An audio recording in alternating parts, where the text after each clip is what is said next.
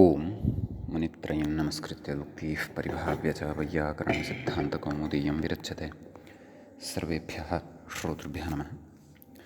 अस्माभिः गतपाठे यद्यत् पठितं तद् एकवारं स्मरामः। वयं वैयाकरणसिद्धान्तकौमुदी इत्याख्यस्य ग्रन्थस्य तत्र षड्लिङ्गप्रकरणं पठन्तः स्मः। षड्लिङ्गप्रकरणस्यास्य अस्माकं क्रमे तत्र हलन्तपुल्लिङ्गप्रकरणस्य समापनं गतपाठे अभूत्। अस्य हलन्तपुल्लिङ्गप्रकरणस्य अस्माकं क्रमे अन्तिमः पाठः 82तमः पाठः गतपाठः प्रवृत्तः। अस्मिन् पाठे अस्माभिः तत्र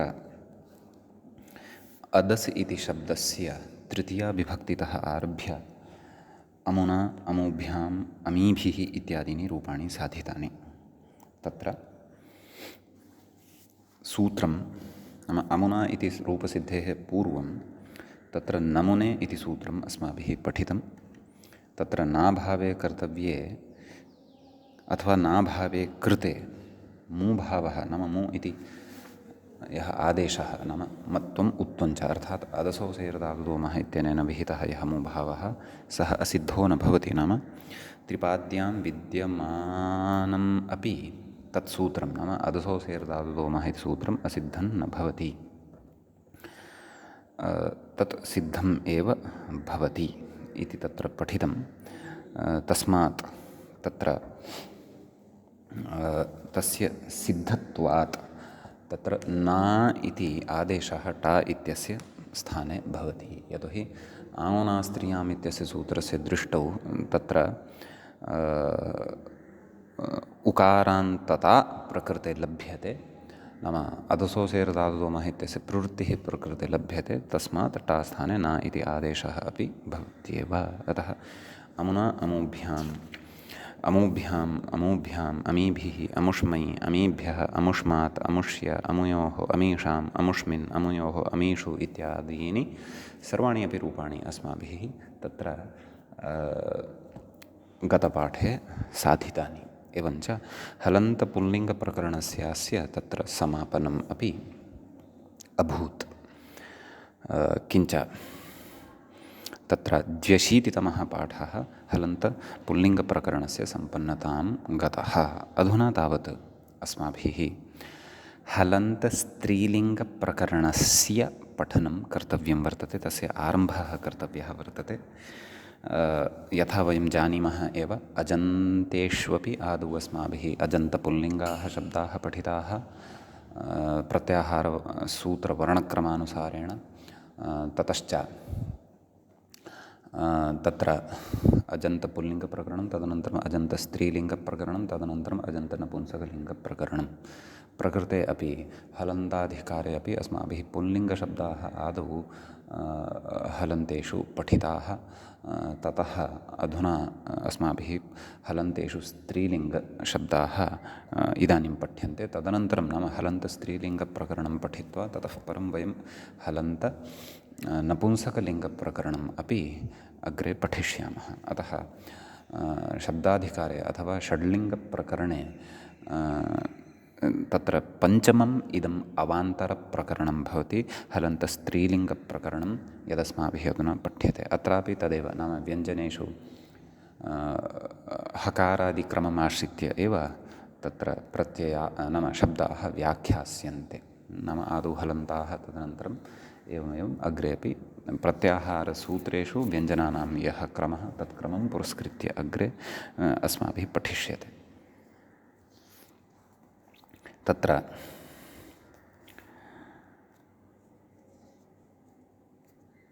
अग्रे नाम अस्य प्रकरणस्य वयं प्रथमं पाठम् इदानीम् आरभामहे। तत्र च प्रथमम् एव सूत्रम् इदानीम् अस्माभिः पठनीयं वर्तते। प्रथमः शब्दः तत्र हकारान्तः उपानः इति स्वीकृतः वर्तते। तत्र विशेषः कश्चन वक्तव्यः वर्तते, तदर्थं सूत्रारम्भः ग्रन्थकारेण क्रियते।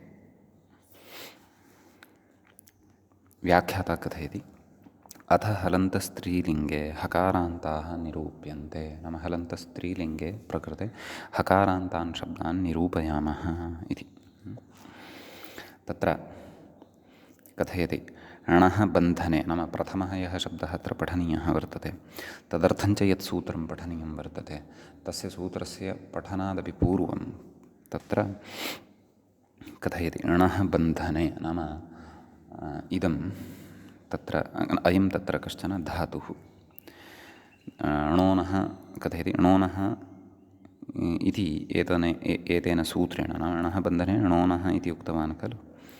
अत्र णोनः एतदनन्तरम् अर्धविरामः वा पूर्णविरामः वा स्थापनीयः, यतोहि एकः विषयः अत्र कश्चन सम्पन्नः भवति। नाम णः बन्धने णोनः, अर्थात् णोनः इत्यनेन सूत्रेण णः इति धातोः यः णकारः वर्तते तस्य स्थाने नकारादेशः क्रियते इति। सा च व्यवस्था विस्तरेण अस्माभिः तिङन्तप्रकरणे पठिष्यते। अस्तु, कथयति अग्रे उपनह्यते इति विग्रहे। नाम तत्र उपनह्यते इति विग्रहः क्रियते, नाम बन्धनं क्रियते यस्याः। उपनह्यते इति विग्रहे उपपूर्वात् सम्पदादित्वात् कर्मणि क्विप्, नाम अत्र उप इति पूर्वपदं भवति। सम्पदादिभ्यः क्विप् इति अग्रे पठिष्यते अस्माभिः कृदन्तेषु। कर्मार्थे क्विप् प्रत्ययः अत्र विधीयते। का स्थितिः जायते? नः क्विप्, णः इति धातुः हकारान्तः, तत्र अकारः यः वर्तते तस्य लोपः भवति, अनुनासिकत्वात् लोपः भवति, हकारः एव अवशिष्यते। कथयति नहि वृति इत्यादिना पूर्वपदस्य दीर्घः भवति इति कथयति। तत्र एकं सूत्रम् अस्माभिः अग्रे समासप्रपञ्चने पठिष्यते। नहि वृति वृषि व्यधिरुचि सहितनिषुक्वौ इति। तत्र तदेव उपानत् इति शब्दविषये चर्चा तत्रापि अस्माभिः करिष्यते, परन्तु सद्यः तत्र सामान्येन, नाम यः शब्दः अस्माभिः उपानः इति पठनीयः वर्तते तस्य सिद्ध्यर्थम् अत्र उच्यमानं वर्तते। अपि च उप इति उपसर्गः अपि अत्र ग्राह्यः। उप नः क्विप् कथयति नहि वृति इत्यादिनां पूर्वपदस्य दीर्घः, नाम पूर्वपदत्वेन अत्र अस्माभिः उप इति स्वीकृतः भवति शब्दः, अतः तस्य दीर्घः भवति। नाम पकारोत्तरवर्ती यः अकारः वर्तते तस्य अकारस्य स्थाने आकारः भवति, अतः उपानः इति लभ्यते।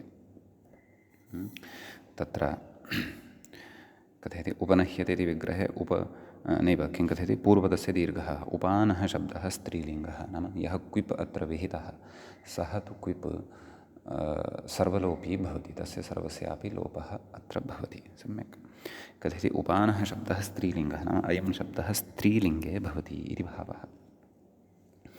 सम्यक् अग्रे कथयति पादुका, नाम उपानः इति शब्दः पादुकार्थे प्रयुज्यते इति भावः। अग्रे कथयति पादूरूपानत्स्त्री इत्यमरः इति।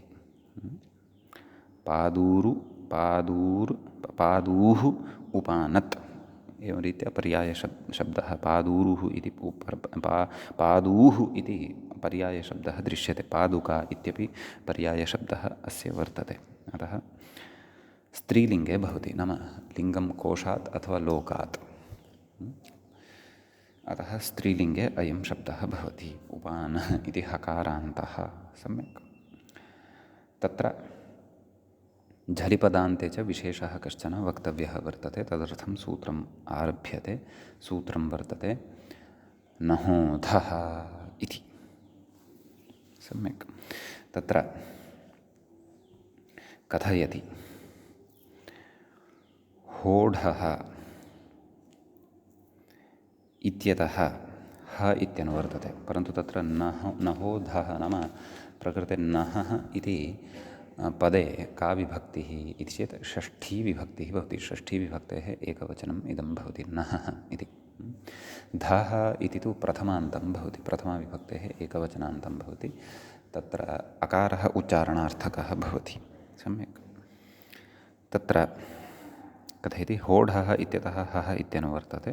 अग्रे कथयति पदस्य इत्यधिकृतं, नाम पदस्य इत्यस्य च अधिकारः अत्र भवति। पदस्य इति अधिकारः अस्माभिः पूर्वं चर्चितः हलन्तपुल्लिङ्गप्रकरणे। सम्यक्।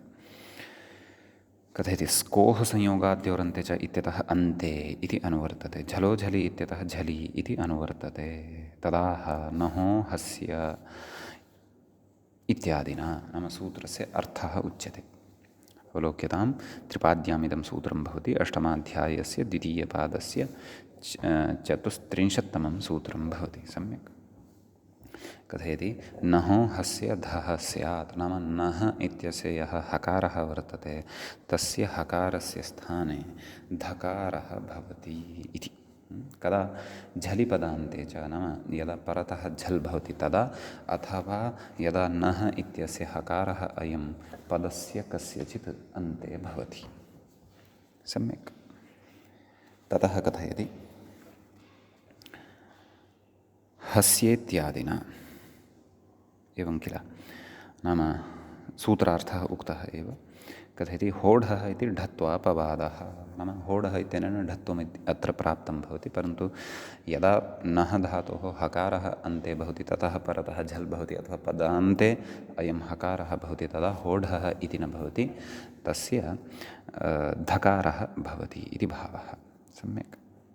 कथयति उपानदिति, नाम मूले उपानत् उपानद् इति प्रथमा विभक्तेः एकवचने रूपद्वयं खलु प्रदत्तं वर्तते। अतः तत्र कथयति उपानः शब्दात् सोर्हल्ङ्यादिलोपः, नाम उपानः इति हकारान्तात् शब्दात् सुप्रत्ययो भवति अथवा विधीयते। तस्य सुप्रत्ययस्य हल्ङ्याभ्यो दीर्घात् सुतिस्वृक्तं हल् इत्यनेन सूत्रेण लोपः भवति। सम्यक्। ततः हस्य धः, नाम उपानः इत्यत्र यः हकारः वर्तते तस्य हकारस्य स्थाने धकारादेशः भवति, उपानध् इति आयाति। कथयति जस्त्वचर्त्वे इति भावः। अपि च हस्य धत्वं केन सूत्रेण इति चेत् तत्र होढः, क्षन्तव्य नहोधः इत्यनेन सूत्रेण। सम्यक्। ततः कथयति जस्त्वचर्त्वे इति भावः, नाम क्षणमेकम्, आम्, जष्ट्वं भवति, नाम धकारस्य जष्ट्वेन दकारः आगच्छति, चर्त्वम् अर्थात् वावसाने इत्यनेन विकल्पेन चर्त्वं भवति। अतः तत्र उपानत् उपानद् इति रूपद्वयं प्रथमाविभक्तेः एकवचने लभ्यते। कथयति अत्र दकारः एव तु न विहितः, एवं खलु, नाम धत्वस्य का अपेक्षा, साक्षात् दकारः एव खलु विधातुं शक्यते स्म, तस्य विकल्पेन चर्त्वात् उपानत् उपानद् इति रूपद्वयं लभ्यते एव खलु इति चेत् न, तथा न कृतं, धकारः विहितः। तर्हि कुतः धकारः, कुतः दकार एव न इति चेत् कथयति तथा सति नद्धम् इत्यत्र, नद्धम् इति कश्चन प्रयोगः, तत्र नः क्तप्रत्ययः, क्त इत्यस्य त भवति, एवं खलु, हकारस्य धकारः नध् त, झषस्तथोर्धोधः इत्यनेन सूत्रेण तकारस्य धकारः भवति, नाम क्तप्रत्ययस्य तकारस्य धकारः भवति, नधधः, तदनन्तरं झलां झषि इत्यनेन पूर्वधकारस्य दकारे सति नद्धम् इति रूपं सिद्धं भवति, एवं खलु। आम्, तर्हि कथयति नाम दकारः एव तु न विहितः, नाम तथा सति, नाम यदि साक्षात् दकारः एव विधीयेत, कथयति नद्धम् इत्यत्र रदाभ्याम् इति नत्वप्रसङ्गात् इत्यलं, नाम रदाभ्यां निष्ठातो पूर्वस्य चितः, नाम इत्यनेन सूत्रेण नत्वं स्यात्, एवं खलु, नाम रदाभ्यां परतः यदि क्तप्रत्ययस्य तप्रत्ययः, नाम क्तप्रत्ययः भवति तदा दकारस्य अपि च तस्य तकारस्य च स्थाने नकारादेशः भवति। तस्मात् अत्र नद्धम् इति रूपं न स्यात्, नन्नम् इति रूपं स्यात्, नाम दकारस्य स्थाने अपि नकारः स्यात्, क्तप्रत्ययस्य स्थाने क्तप्रत्ययस्य यः तकारः तस्य स्थाने अपि नकारः स्यात्, नन्नम् इति रूपं स्यात्, परन्तु रूपं तु अत्र नद्धम् इति अपेक्षितं भवति। अतः कृत्वा प्रकृते तत्र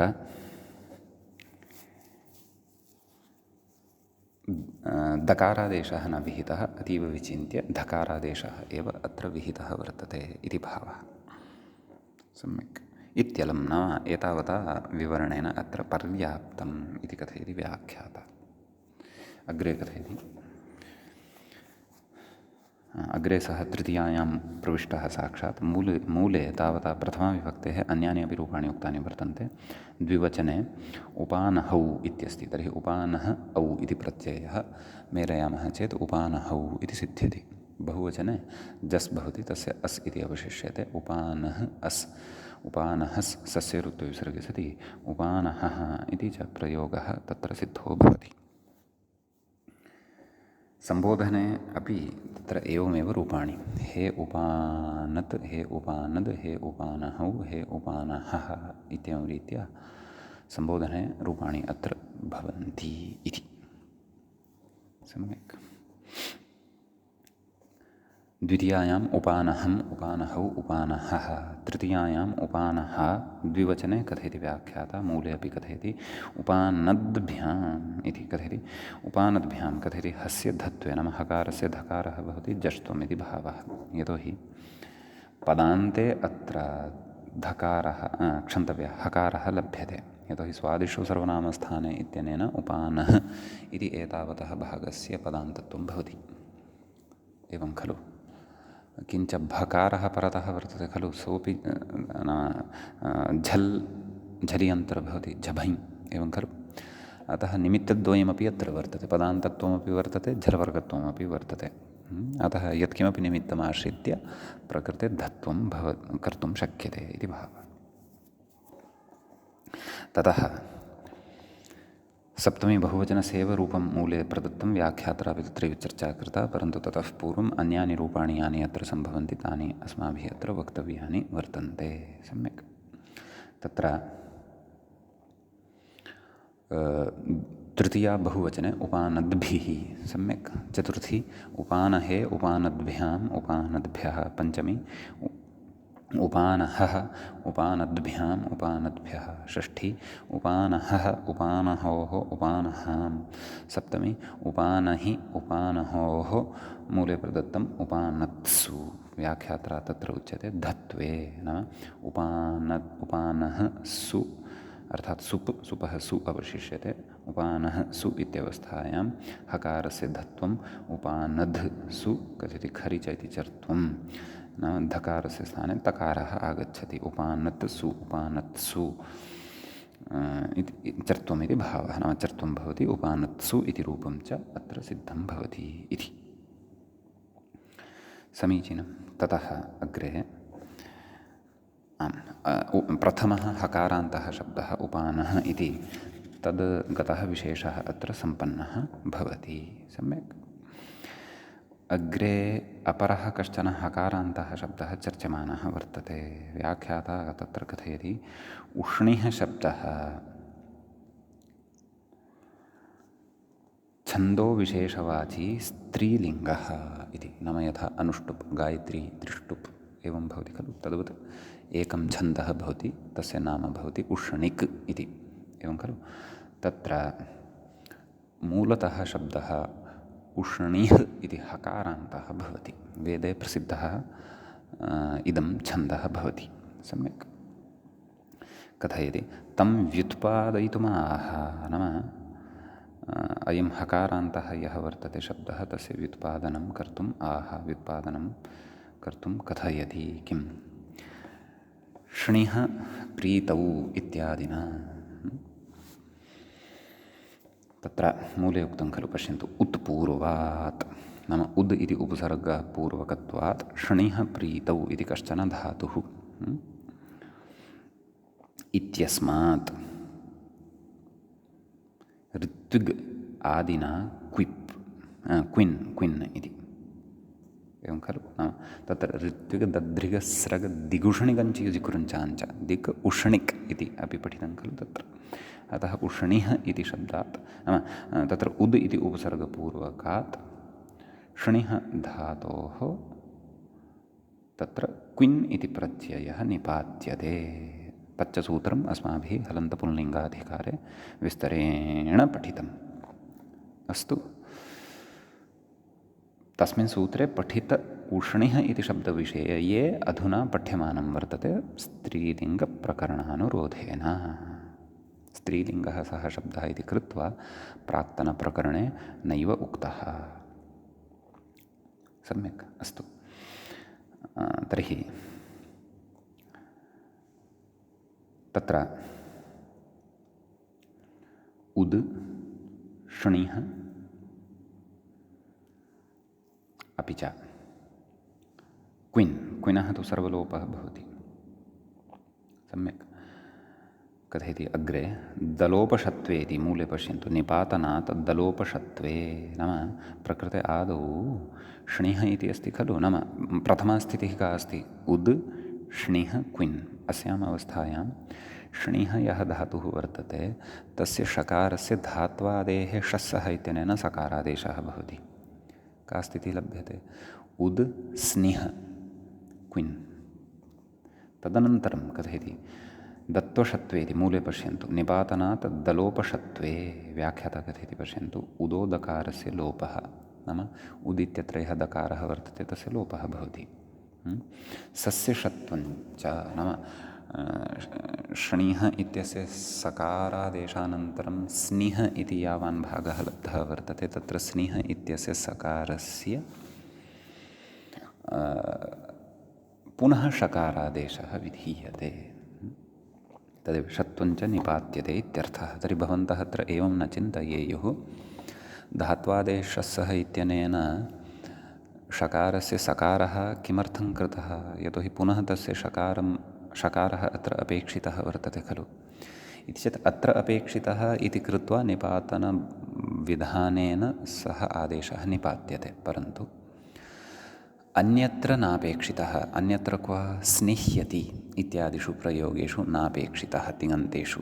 सम्यक्, अतः तदर्थं धात्वादेशः इति अपेक्षितम्। सम्यक्, अस्तु। कथयति सस्यषत्वञ्च निपात्यते इत्यर्थः। अग्रे कथयति न च धात्वादेः षस्सः इति कृतसकारस्य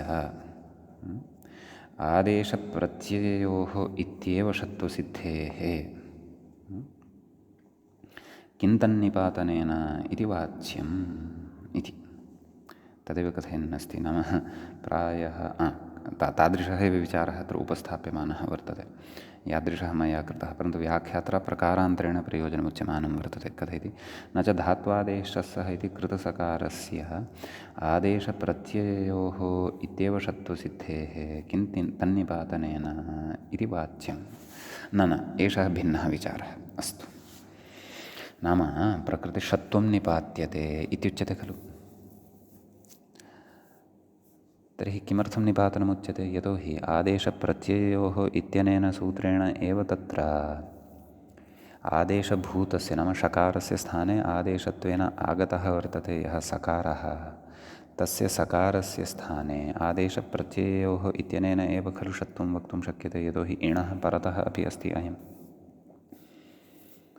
उद् इत्यत्र दकारलोपानन्तरम् उकारः खलु अवशिष्टः, अतः उकारात् परतः अयं सकारः वर्तते, अतः तस्य सकारस्य षत्वं भवितुमर्हति खलु। एवं किल।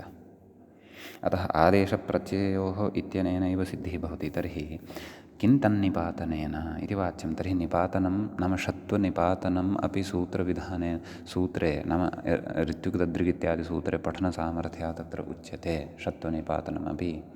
तेन किं तथा न वक्तव्यं खलु, तद् व्यर्थं खलु, सूत्रेण एव सिद्ध्यति खलु नाम इति न वक्तव्यम् इति पूर्वपक्षिणा भवता यदा क्षिप्यमाणम् अत्र वर्तते सः आक्षेपः न युज्यते, तन्न वक्तव्यम् इति। कुतः कथयति सात्पदाद्योः इति निषेधबाधनार्थं षत्वनिपातनस्य आवश्यकत्वात् इति। नाम प्रकृते आदेशप्रत्ययोः इत्यस्य निषेधः उपस्थितः भवति। कः? सात्पदाद्योः। पदादिः यदि सकारः तर्हि तस्य निषेधः भवति। प्रकृते क्विनि सति उष्णिक् इति एकं भिन्नं पदं लब्धं भवति, उद् इति एकं भिन्नं पदं, स्निः इति एकं भिन्नं पदम्। अतः तत्र पदस्य आदौ सकारः यः भवति तस्य षत्वं न भवति। केन? उच्यते इदं सात्पदाद्योः इत्यनेन उच्यते। अतः प्रकृते अपि आदेशप्रत्यययोः निषेधे सति पुनः सकारः एव तिष्ठेत्, उस्निक् इति स्यात्, तत्तु अनिष्टम्। अतः उस्निक् इति प्रयोगः यथा न स्यात् तदर्थं तत्र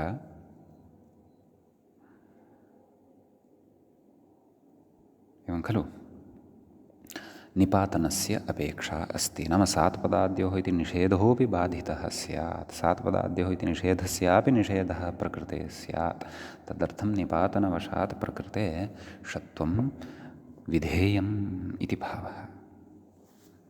सम्यक्। अग्रे कथयति, अग्रे कश्चन अन्यः विचारः। न च उष्णिः शब्दात् समासात् सुबुत्पत्तेः पूर्वम्, उष्णिः इति शब्दः वर्तते, तत्र समासः वर्तते। कथयति सुबुत्पत्तेः पूर्वं स्निह इत्येतत् न पदम्, एवं खलु। नाम सुबुत्पत्तेः पूर्वं तत्र स्निह इति पदं न भवति। नाम समासात् सुबुत्पत्तेः पूर्वं, नाम समासादपि पूर्वं तत्र यावता सुबुत्पत्तिः न नाम समासं विधाय सुबुत्पत्तेः पूर्वं तस्य पदत्वं नास्ति, कस्य स्निह इत्यस्य। अतः पदत्वमेव नास्ति तर्हि पदस्य आदौ सकारः अपि न लभ्यते। पदस्य आदौ यदि सकारः न लभ्यते तर्हि सात्पदाद्योः इति निषेधः अपि अत्र न प्रवर्तते, एवं खलु। इति न वक्तव्यम् इति उच्यते, एवं खलु। कथयति नतरां सकारस्य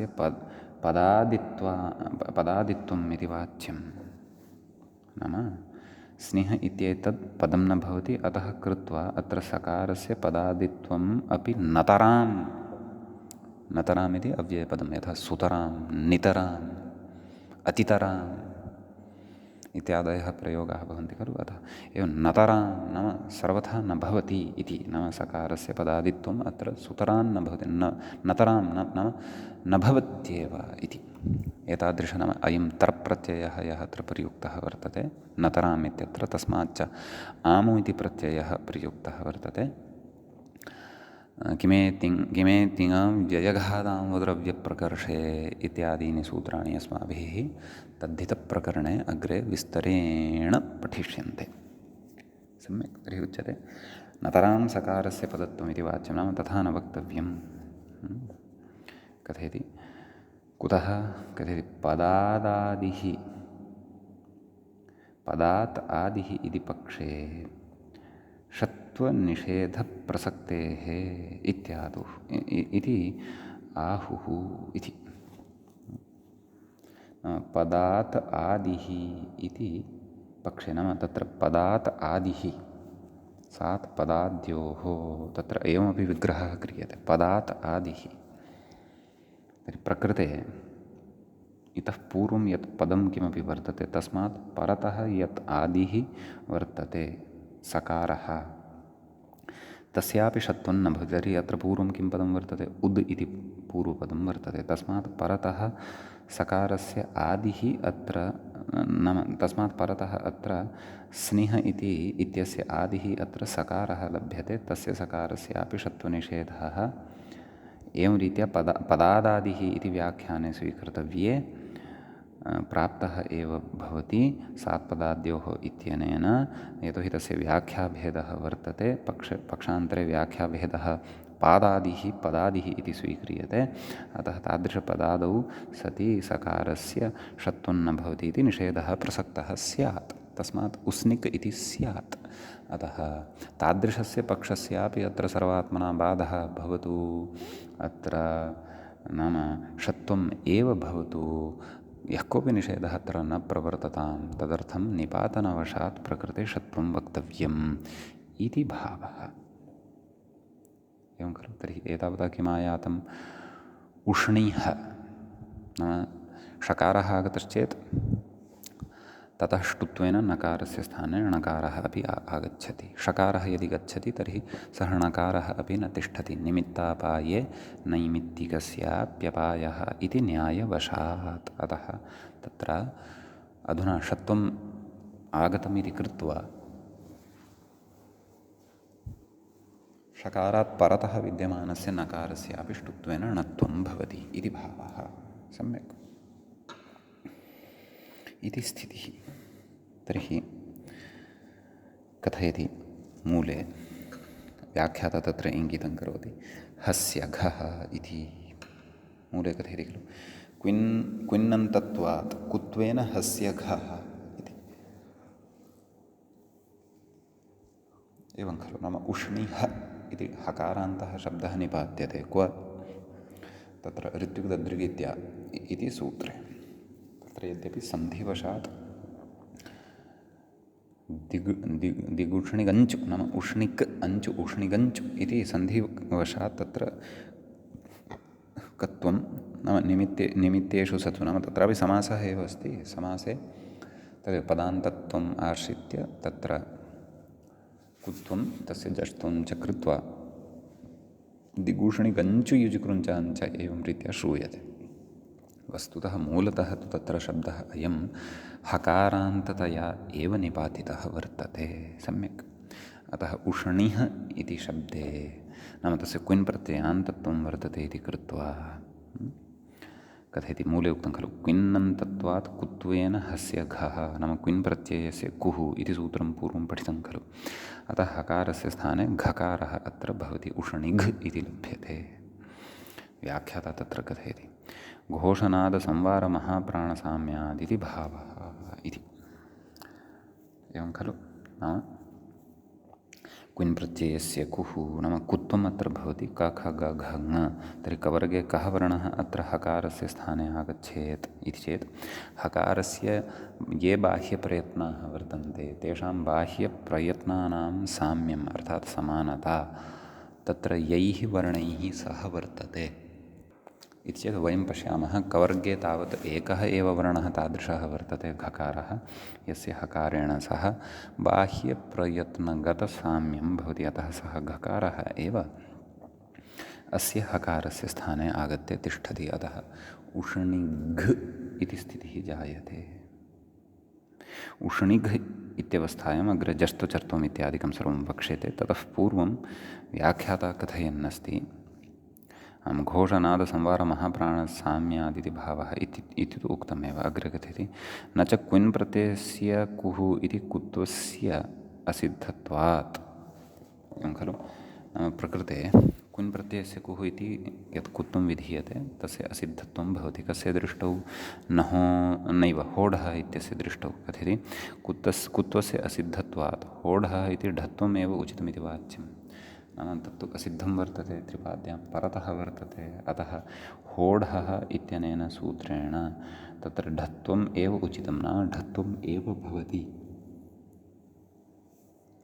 अथवा ढत्वमेव वक्तुम् उचितम् इति न वाच्यम् इत्येवं रीत्या न वक्तव्यम् इति। कुतः कथयति षत्वापवादः कुत्वम् इति कैयटादिमते तुल्यन्यायतया षत्वस्य इव ढत्वस्यापि कुत्वेन बाधात् इति कथयति। नाम तत्र समाधानत्वेन कैयटमतं पुरस्कृत्य उक्तं वर्तते। पूर्वं किमुक्तं नाम कुत्वस्य असिद्धत्वात् होढः इति ढत्वमेव उचितं नाम ढत्वमेव अत्र स्यात्। कुतः क्विन् प्रत्ययस्य कुः इत्यनेन इत्यस्य असिद्धत्वं भवति इति भावः। सम्यक् अतः कुत्वे कर्तव्ये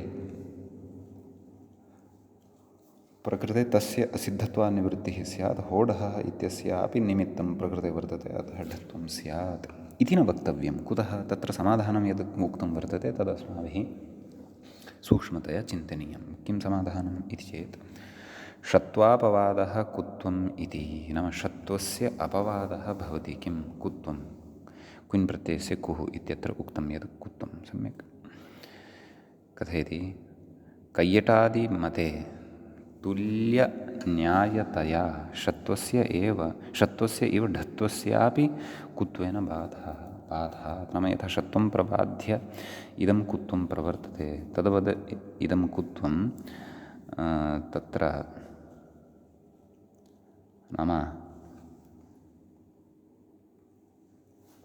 ढत्वस्यापि अपवादः भवति इति भावः। षत्वापवादः भवति कुत्वम् इति अस्माभिः पूर्वं क्वचित् व्याख्यायां वा मूले पठितम् इति स्मरामि अहं। तथापि अयं विषयः तु द्रष्टव्यः वर्तते। नाम कैयटमतम् इदं वर्तते इति भावः। कथयति तुल्यन्यायतया षत्वस्येपि ढत्वस्य इव कुत्वेन बाधः इति। नाम षत्वस्य इव, नाम यथा षत्वस्य बाधः क्रियते तद्वत् ढत्वस्य अपि कुत्वेन बाधः, नाम ढत्वस्यापि कुत्वेन बाधः अत्र भवति इति। नाम इति न वाच्यम् इति तु पूर्वमुक्तमेव। किन्न वाच्यम् इति चेत् क्विन् प्रत्ययस्य कुः इति कुत्वस्य असिद्धत्वात् होढः इति ढत्वमेव उचितं, नाम ढत्वमेव अत्र स्यात् इति। तथा नास्ति। कुतः? षत्वापवादः कुत्वम्, एवञ्च कुत्वात् पूर्वमत्र धातुः कः आसीत्? उष्णी ष्णिः इति हकारः खलु आसीत्। हकारस्य स्थाने वयं कुत्वं निपातयन्तः स्मः। कुत्वात् प्रकृते हकारस्य स्थाने घकारः लप्स्यते। जष्टुचर्त्वादिविधानानन्तरम् उष्णिक् उष्णिग् इति रूपद्वयं सिद्धं भविष्यति। एवं खलु। अतः तत्र कुत्वं न स्यात्। कुतः? होढः इति तत्र ढत्वमेव उचितं। कुत्वस्य तु असिद्धत्वात् निवृत्तिः स्यात्।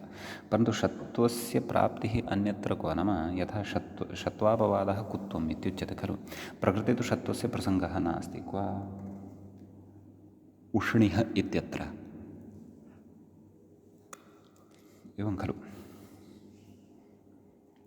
अतः षत्वमेव न प्राप्तं वर्तते, तर्हि अपवादत्वेन कुत्वमपि तत्र कथं प्रवर्तेत? परन्तु यथा तत्र नाम षत्वविषये कुत्वं षत्वं परमपि प्रबाध्य प्रवर्तते इति यत् पूर्वं क्वचित् अस्माभिः श्रुतं, तत् स्थलं न स्मरन्नस्मि सद्यः कस्मिन् शब्दे अस्माभिः श्रुतमिदं।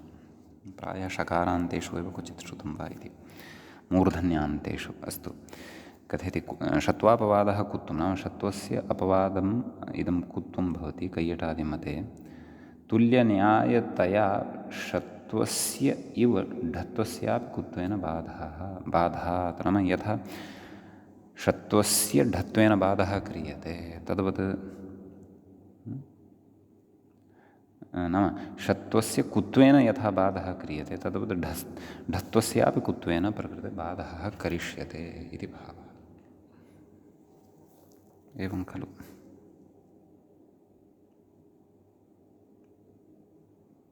अग्रे उच्यते जष्टुचर्त्वे इति कथयति। नाम प्रकृतेः तदेव अग्रे कथयति जष्टुचर्त्वे इति। नाम पूर्वं यथा तत्र षत्वे कर्तव्ये कुत्वं असिद्धं न भवति, सिद्धमेव भवति इति पूर्वं भाष्यकैयटादियुक्तिं पुरस्कृत्य प्रतिपादितं कस्मिंश्चित् उदाहरणे। तद्वत् प्रकृते इदं नाम तत्र ढत्वस्यापि प्रकृते बाधः भवति। नाम यथा षत्वं तत्र कुत्वेन बाधितं भवति। कुत्वेन नाम क्विन् प्रत्ययस्य कुः इति। तद्वत् होढः इत्यनेन विहितं ढत्वमपि कुत्वेन बाधितं भवति इति भावः। सम्यक्। अस्तु। ततः कथयति जष्टुचर्त्वे इति। नाम घत्वं विधीयते खलु। उष्णिघ् इत्यवस्थायां नाम क्विन् प्रत्ययस्य कुः इत्यनेन कुत्वेन घकारः आगतः भवति। अतः उष्णिघ् इत्यवस्थायां झलाञ्जषोऽन्ते इत्यनेन जष्टुं विधीयते। अतः उष्णिघ् इति स्थितिः लभ्यते। तस्य विकल्पेन चर्त्वम् उष्णिक् उष्णिग् इति रूपद्वयम् अत्र लब्धं भवति। सम्यक्। ततः प्रकृते अग्रे कथयति न च जष्ट्वे कर्तव्ये। नाम जष्ट्वम् अत्र झलाञ्जषोऽन्ते इत्यनेन क्रियते किल। क्विन् प्रत्ययस्य कुः इति कुत्वस्य असिद्धत्वं शङ्क्यम्। एवं खलु। नाम प्रकृते क्विन् प्रत्ययस्य कुः इत्यनेन कुत्वमेव न जातं। नाम कुत्वद्वारा घकारः एव न लब्धः वर्तते। तर्हि जष्टुं कस्य वा कर्तव्यं? कुतः झलाञ्जषोन्ते इति दृष्ट्या क्विन् प्रत्ययस्य कुः इति असिद्धं भवति। असिद्धम् अस्ति चेत् तर्हि घकारोऽपि न लब्धः अस्ति। घकारः यदि न लब्धः वर्तते तर्हि कथं जष्ट्वं, जष्ट्वमेव नास्ति तर्हि विकल्पेन कथञ्चित् चर्त्वम्। तर्हि यत्र उच्यते असिद्धत्वम् अस्ति इति नैव शङ्कनीयं, तथा न शङ्कनीयं। कुतः कथयति? उष्णिगञ्चु इति निर्देशेन जष्ट्वे कर्तव्ये, नाम ऋत्विक् ददृक् स्रग् दिगुष्णिगञ्चु इत्यत्र जष्ट्वं दृश्यते खलु। कथयति इति निर्देशेन जष्ट्वे कृते कुत्वस्य असिद्धत्वाभावज्ञापनात्, नाम प्रकृते कुत्वं यदि असिद्धं स्यात् तर्हि तत्र समासे, समासः नाम क्व? ऋत्विक् ददृक् इत्यादि सूत्रे शब्दानां समासः अस्ति खलु। तर्हि समासे सति तत्र हकारस्य कुत्वं, कुत्वात् परं तस्य जष्ट्वं, जष्ट्वानन्तरं चर्त्वं नैव, तत्र चर्त्वं नास्ति, जष्ट्वं, जष्ट्वे सति दिगुष्णिगञ्चु इति न श्रूयेत, परन्तु किं श्रूयेत? दिगुष्णिघञ्चु, एवं खलु। तत्र आम्, नाम कुत्वस्य प्रवृत्तेः अनन्तरं जष्ट्वं न स्यात्। कुतः? कुत्वस्य असिद्धत्वात्, एवं खलु। अतः उष्णिघञ्चु इति श्रूयेत, परन्तु तत्र तु जष्ट्वं दृश्यते। अतः सूत्रकारस्य व्यवहारेण एव इदं ज्ञायते यत् प्रकृते कुत्वं प्रति नाम जष्ट्वं प्रति कुत्वम् असिद्धं न भवति, अपि तु सिद्धम् एव भवति। नाम अत्र जष्ट्वं प्रवर्तते एव इति भावः। सम्यक्। अग्रे कश्चन विशेषः इतोपि उच्यते। वस्तुतस्तु क्विन् प्रत्ययस्य कुः इति कुत्वं षत्वापवादो न भवति इति। नाम क्विन् प्रत्ययस्य कुः इति कुत्वं षत्वस्य अपवादः न भवति इति मूलकारमते तुल्यन्यायात् ढत्वस्यापि नापवादः। नाम इति मूलकारमते, नाम मूलग्रन्थकारस्य मते, नाम क्विन् प्रत्ययस्य कुः इति कुत्वं षत्वापवादः न भवति इति पूर्वं पठितमस्ति अस्माभिः। तत्र नाम दीक्षितस्य मतं भिन्नं भवति, भाष्यकैयटयोः मतं च अस्माभिः भिन्नरीत्या पूर्वं पठितम्। एवं खलु। तदेव कथयन्नस्ति क्विन् प्रत्ययस्य कुः इति कुत्वं षत्वापवादो न भवति, नाम षत्वस्य अपवादः न भवति इति मूलकारमते, नाम इति दीक्षितस्य मतं वर्तते। एवं खलु कथयति तुल्यन्यायात् ढत्वस्यापि नापवादः, नाम प्रकृते ढत्वस्यापि अपवादः न भवति। किं? कुत्वं। तर्हि किं? ततः किम् अत्र कथं प्रक्रिया वक्तव्या? कथयति ततश्च तद्रीत्या ढडगकाः इति बोध्यं, नाम तद्रीत्या अत्र होढः इत्यनेन ढत्वं, तस्य स्थाने डकारः, एवं खलु जष्ट्वेन, तस्य गत्वं नाम गकारः, होढः इत्यनेन ढकारः आगच्छति खलु, उष्णिढ् इति, तस्य डकारः, एवं खलु उष्णिड् इति। तर्हि गकाः इति कथयति, नाम गकारः ततश्च ककारः। तर्हि गकारः यः वर्तते, आम्, उष्णिड् इत्यवस्थायां यः डकारः वर्तते तस्य स्थाने गकारः कुतः आगतः? एवं किल। तत्र तादृश इति शब्दनिरूपणावसरे तत्र शकारान्तेषु हलन्तपुल्लिङ्गप्रकरणे अयं विचारः तत्र सम्पन्नः। कः? नाम कैयटादिमतं पुरस्कृत्य तत्र विचारः कश्चन क्विन् प्रत्ययस्य कुः इति षत्वस्य अपवादः भवति वा न वा इति कश्चन कैयटादिमतं पुरस्कृत्य विचारः कृतः। कश्चन स्वकीयश्च विचारः तत्र उपस्थापितः, भवन्तः स्मरेयुः। तत्र मूले एव तादृशशब्दनिरूपणावसरे नाम तत्र आसर्वनाम्नः इत्यत्र सूत्रे पठितुं वयं शक्नुमः। तत्र आदौ तु किमुक्तं, सर्वनाम्नः आकारान्तादेशः स्यात् दृग्दृशु वधुषु इति खलु। तदनन्तरं तत्र उक्तं यत् मूले एव कुत्वस्य असिद्धत्वात् व्रश्च इति षः, तस्य जष्ट्वेन डः, तस्य कुत्वेन घः, तस्य चर्त्वेन पक्षे कः अत्र सन्ति के डगकाः। तत्र अथवा सत्यं तत्र षत्वस्य प्रसङ्गः वर्तते, परन्तु प्रकृते ढत्वस्य प्रसङ्गः वर्तते अस्माकं नाम दीक्षितमते उष्णिक् इत्यत्र। अस्तु, तर्हि तत्र किं नाम कुत्वस्य असिद्धत्वात् व्रश्च इति षः, तस्य जष्ट्वेन डः, तस्य कुत्वेन गः, तस्य चर्त्वेन पक्षे कः, तादृग् इत्येवं रूपद्वयं साधितं, तादृशौ तादृशः। तदनन्तरं तत्र मूले उक्तं षत्वापवादत्वात् कुत्वेन खकारः इति। षत्वस्य अपवादत्वात् कुत्वेन खकारः भवति इति कैयट हरदत्तादिमते तु चर्त्वाभावपक्षे ख एव श्रूयते न तु गः जष्ट्वं प्रति कुत्वस्य असिद्धत्वात् दिगादिभ्यो यत् इति निर्देशान् नासिद्धत्वमिति वा बोध्यम् इति तत्र अस्माभिः प्रतिपादितं। भवन्तः अपि यदि एकवारं तत्र गत्वा पश्यन्ति तर्हि अत्रत्यः प्रसङ्गः इतोपि स्पष्टतां याति। तत्र प्रकृते पश्यन्तु किम् उक्तमिति चेत् पुनः अत्र आगच्छन्तु जष्ट्वचर्त्वे इत्यतः आरभ्य। आम्, तत्र न च जष्ट्वे कर्तव्ये कुञ्प्रत्ययस्य कुः इति कुत्वस्य असिद्धत्वं शङ्क्यम्।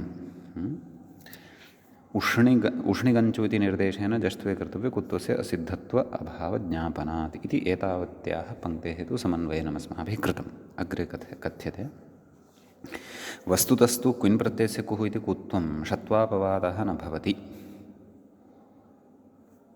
इति मूलकारमते, नाम मूलकारेण इति तदेव नाम तादृश इति शब्दनिरूपणावसरे मूलकारेण स्वकीयं मतम् उपस्थापितं। कथयति इति मूलकारमते तुल्यन्यायात् ढत्वस्यापि नापवादः, नाम यथा षकारस्य नाम षत्वस्य अपवादः कुञ्प्रत्ययस्य कुः इति न भवति, तद्वत् ढत्वस्यापि अयम् अपवादः न भवति इति। तर्हि तत्र तस्य मते नाम मूलकारस्य नाम भट्टोजिदीक्षितस्य मते कथमत्र रूपं सिद्ध्यति इति चेत् तदेव कथयति ततश्च तद्रीत्या नाम मूलकारमतरीत्या ढडगकाः इति बोध्यं। नाम तर्हि मूले यदुक्तं किमुक्तं नाम कुञ्प्रत्ययस्य कुत्वेन हस्य घः इत्येतत् मतं कैयटादीनां मतं वर्तते। कैयटादीनां मतं पुरस्कृत्य मूले उक्तवान् अस्ति ग्रन्थकारः इति। ग्रन्थकारस्य प्राक्तनं विवरणं पठित्वा ज्ञायते इति कथयति नागेशभट्टः शब्देन्दुशेखरे। तत्रत्यः विचारः एतेन अत्र लिखितः वर्तते। केन? बालमनोरमाकारेण। मया अधुना यदा शेखरः दृष्टः तत्र इमाः नाम तत्र विद्यमानाः पङ्क्तयः ततः अत्र स्वीकृताः वर्तन्ते, तावदेव। तर्हि तद्रीत्या नाम भट्टोजिदीक्षितरीत्या अत्र ढडगकाः इति बोध्यं। नाम उष्णिः इत्यवस्थायाम् आदौ ढत्वम् अर्थात् होढः इत्यनेन ढत्वं, मूले तु घत्वं यदुक्तं तत् कैयटादीनां मते, तावदेव। अन्यथा नाम अत्र बहु भ्रान्तेः आवश्यकता नास्ति। अस्तु, तर्हि ढत्वं किं भवति? उष्णिढ्, तस्य डत्वम् अर्थात् जष्ट्वेन उष्णिड्। तदनन्तरं कुञ्प्रत्ययस्य कुः इत्यनेन तस्य कुत्वम् उष्णिग्, तदनन्तरं विकल्पेन चर्त्वे सति उष्णिक् उष्णिग् इति रूपद्वयं लभ्यते इति भावः। सम्यक्। अत्र सर्वोऽपि विचारः यः अस्माभिः आसर्वनाम्नः इत्यत्र उक्तः भाष्यां तत्र व्याख्यायां भाष्यमतं पुरस्कृत्य भाष्ये अत्र का दृष्टिः भवति इत्यादिकं सर्वं यदुक्तं तद् एकवारं यदि पठ्यते तर्हि अत्रत्याः पङ्क्तयः इतोपि स्पष्टतां यान्ति इति भावः। सम्यक्। आम्, तर्हि प्रकृते एतावता किमायातम्? एतावता तत्र प्रथमपुरुषस्य एकवचने प्रथमाविभक्तेः एकवचने रूपद्वयम् उष्णिक् उष्णिग् इति साधितम् अस्माभिः। द्विवचने तत्र मूले उष्णिहौ इत्युक्तं। औ इति प्रत्ययः परतः भवति, उष्णि उष्णिः इति मूलतः शब्दः अस्ति एव, तत्र औ इति प्रत्ययं योजयामः, उष्णिहौ इति सिद्ध्यति। बहुवचने जस् इति भवति, तस्य अस् इति अवशिष्यते। उष्णिः अस्, उष्णिहस् सस्यऋत्वविसर्गे सति उष्णिहः इति प्रयोगः बहुवचने सिद्धः भवति। सम्यक्। तत्र व्याख्यात्रा तु अन्येषां रूपाणां विषये चर्चा तत्र न कृता, परन्तु तत्र सम्बोधने तावत् कथं नाम सम्बोधने इतररूपाणि एवमेव, यथा प्रथमायां हे उष्णिक हे उष्णि, हे उष्णिग हे उष्णिहौ हे उष्णिहः इति। ततः द्वितीया विभक्तिः उष्णिहम् उष्णिहौ उष्णिहः, तृतीया विभक्त्याम् उष्णिहा, द्विवचने उष्णिग्भ्याम्, एवं खलु। तत्र हकारस्य तदेव नाम कैयटादिमतं पुरस्कृत्य साक्षात् घकारः, अथवा दीक्षितमते तत्र ढकारः, तदनन्तरं डत्वं, तदनन्तरं गत्वम्। अतः उभयथा अपि तत्र गकारः लभ्यते एव, अतः उष्णिग्भ्याम् इति रूपम् आयाति। ततः बहुवचने उष्णिग्भिः, चतुर्थी विभक्तेः एकवचने उष्णिहे, द्विवचने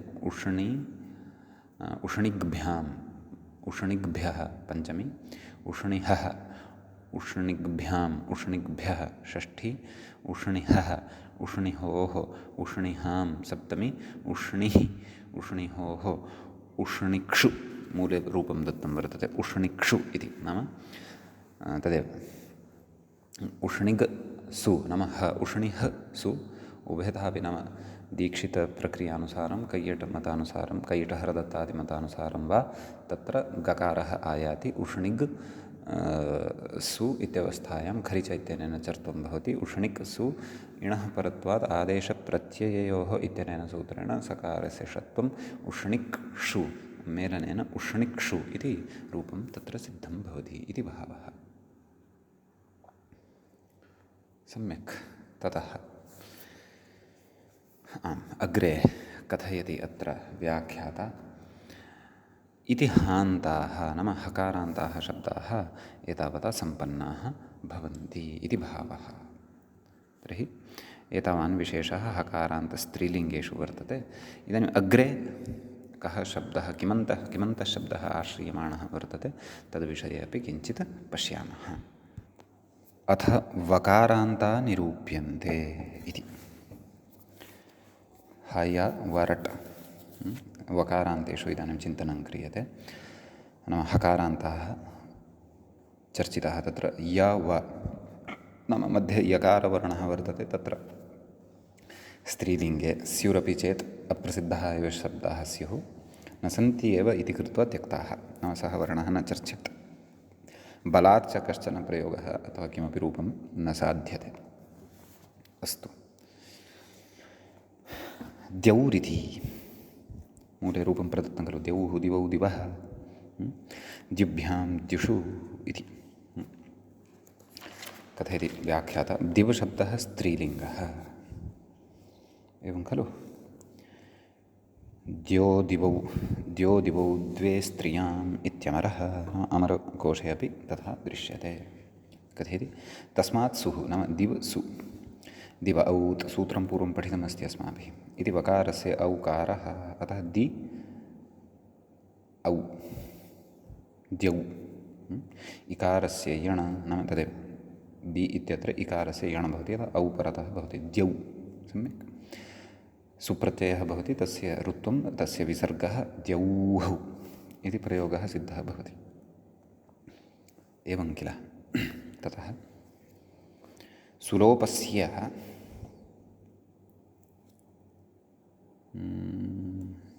ऋत्वविसर्गो इति कथयति खलु। आम्, सुलोपस्य औत्वस्थानीभूतवकाराश्रयत्वेन अल्विधित्वात् स्थानिवत्वाभावात् न हल्ङ्यादिलोपिति भावः।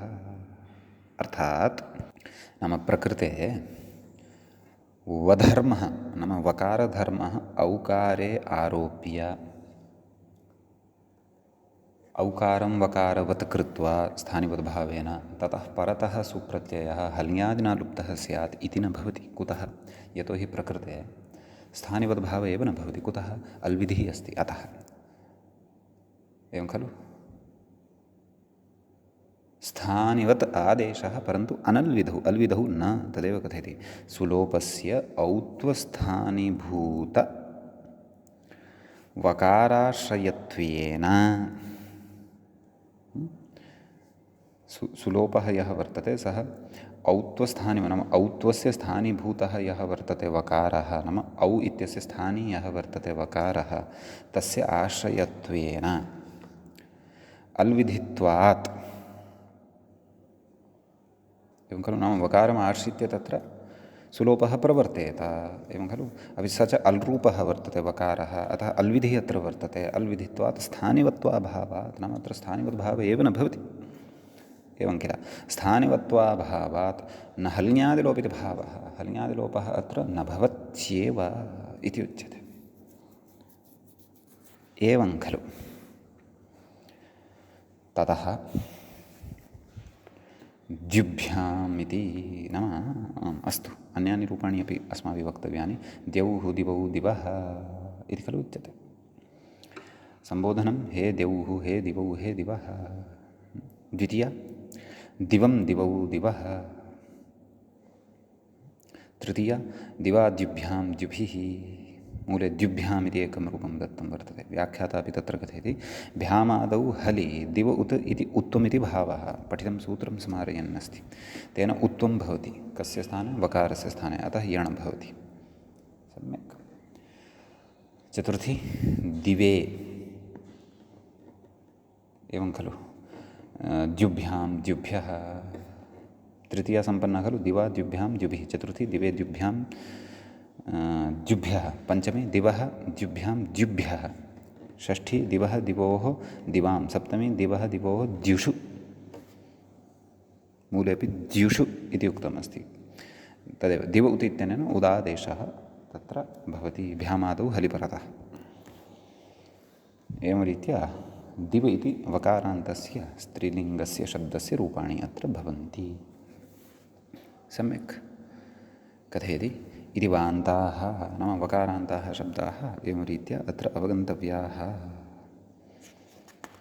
एवं किल? इदानीम् अग्रे व्याख्याता कथयति अथ रेफान्ता निरूप्यन्ते। रेफान्ताः अथवा रकारान्ताः शब्दाः अधुना निरूप्यन्ते अग्रे इति भावः। कथयति गीरिति। एवं किल? मूले गीः गिरौ गिरः, एवं रीत्या प्रथमा विभक्तिः प्रदत्ता वर्तते खलु? तस्याः सर्वाणि रूपाणि, नाम गिर् इति शब्दस्य सर्वाणि रूपाणि वदिष्यामः। परन्तु कथं सिद्ध्यति, अत्र मूलशब्दः कथं सिद्धो भवति इति तत्र व्याख्याता कथयन् अस्ति। पश्यामः। कथयति गृन्निगरणे क्विप्, एवं किल? ऋत इद्धातोः एतेन सूत्रेण इत्वं विधीयते। नाम ऋ वर्णः यः अस्ति तस्य इदादेशः भवति, स च रपरसन् प्रवर्तते। अतः कथयति रपरत्वम्, अर्थात् उरण् रपरः इत्यनेन रपरत्वं भवति इति भावः। सम्यक्। किमायाति? गिर्। कथयति गिरशब्दात् सुबुत्पत्तिः। गिरसु सोर्लोपः केन? हल्यादिना। एवं किल? ततः गिर् इत्येव लभ्यते। अग्रे पठितं सूत्रं स्मारयति र्वोरुपधायाः दीर्घ इकः। कथयति इति दीर्घः गीर्, एवं खलु? रेफस्य विसर्ग इति भावः। खरवदानयोर्विसर्जनीयः इत्यनेन विसर्गो भवति गीः। सम्यक्। अग्रे भ्यामादौ तु हलि, नाम प्रथमा विभक्तिः सिद्धा खलु? द्वितीया तर्हि कथं? गिरं गिरौ गिरः। तृतीया विभक्तेः एकवचने तत्र गिरे गिरा, गिरा टा प्रत्ययः गिरा। कथयति व्याख्याता भ्यामादौ तु हलि रो इति दीर्घः, नाम रो रूपधाया दीर्घ इकः इत्यनेन दीर्घः भवति। अतः गीर्भ्याम्, गीर्भ्याम् इत्यादि। ततः प्रकृते